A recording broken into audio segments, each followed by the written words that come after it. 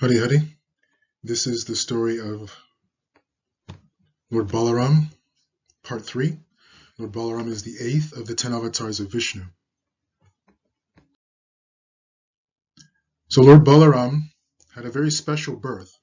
Lord Balaram was first in the stomach of Devaki, the wife of Vasudeva, their 7th child.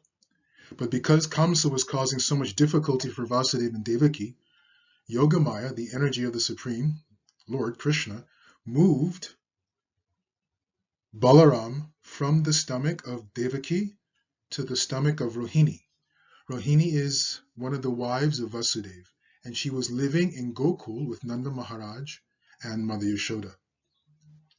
And that's where Lord Balaram took birth, from Rohini's stomach. Later, Krishna took birth, and Vasudeva took Krishna to Gokul, where Krishna was raised by Nanda and Yashoda with his half-brother Balaram and Balaram's mother Rohini.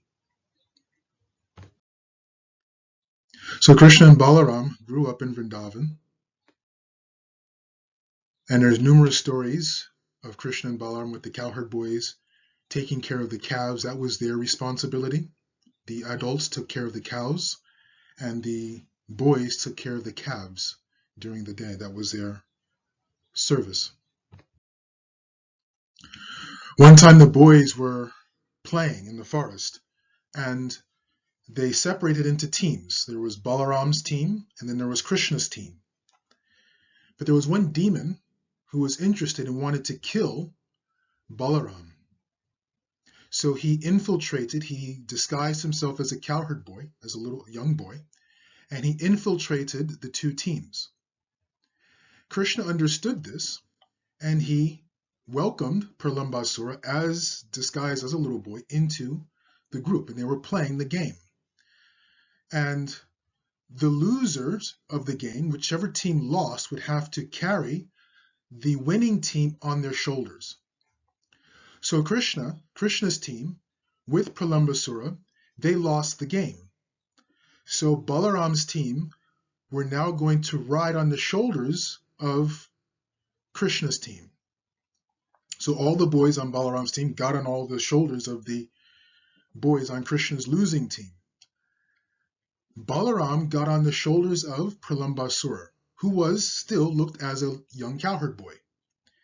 And Pralambasura was thinking, now that he has Balaram on his shoulders, he was going to disappear into a place where he can try to kill Balaram. But as he was running away from the cowherd boys, he started to grow into his natural demon form.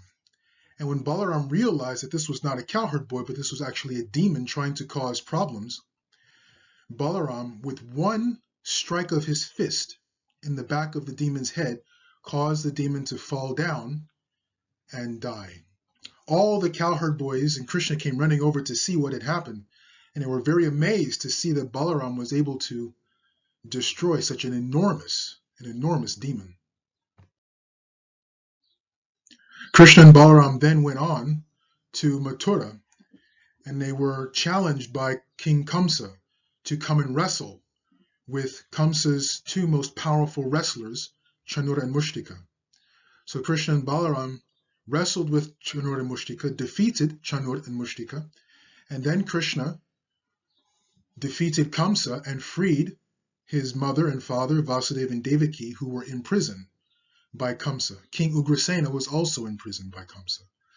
So Krishna, after defeating Kamsa, went and freed his mother and father and the king from prison. Later on, another king, Jarasandha, tried to attack Mathura, where Krishna was now living. And there was a huge and enormous battle. And this king, Jarasandha, tried many times to destroy Krishna's family and the Yadu dynasty, because Kamsa, whom Krishna had defeated, was actually the son-in-law of Jarasandha. Jarasandha's daughter married Kamsa. So Jarasandha was very upset that Krishna had defeated Kamsa, and he was attacking the capital city of Krishna, which was Mathura at that time. So Balaram and Krishna ran away from the battlefield to draw Jarasandha away from the city. And Jarasandha and his army chased after Krishna and Balaram. And Krishna and Balaram then climbed up a mountain, an enormous mountain, to get away from Jarasandha. When Jarasandha and his army saw that Krishna was up the mountain, first Jarasandha sent scouts up the mountain to try to find Krishna and Balaram. They could not find them at the mountain. So then Jarasandha placed wood all around the entire base of the mountain, and he set the entire mountain on fire. He waited. Krishna and Balaram did not come down. What had happened was Krishna and Balaram jumped from the backside of the mountain where Jarasandha was not looking, and they escaped from a different route. So Jarasandha, thinking that Krishna and Balaram were dead, he went back to his kingdom.